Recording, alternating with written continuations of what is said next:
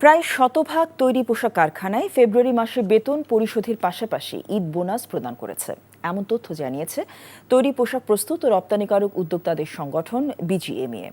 দুপুরে রাজধানীর উত্তরায় সংগঠনটির নিজস্ব কার্যালয়ে আয়োজিত সংবাদ সম্মেলনে বিজিএমইএ সভাপতি মাহমুদ হাসান খান জানান, ফেব্রুয়ারি মাসে বেতন দিয়েছে ৯৯.৯১% কারখানা। এছাড়া ঈদ বোনাস দিয়েছে ৯৯.৮১% কারখানা।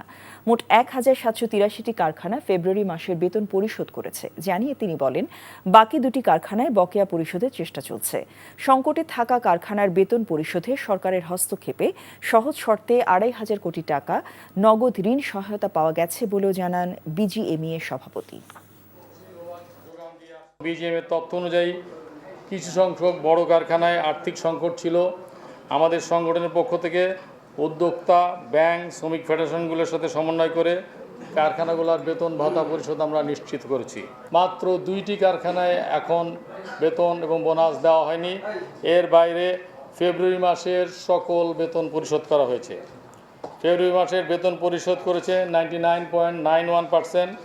অবশিষ্ট 2টি কারখানার বেতন প্রদান প্রক্রিয়াধীন আছে। আজকে মধ্যে এটার সমস্যার সমাধান করা হবে।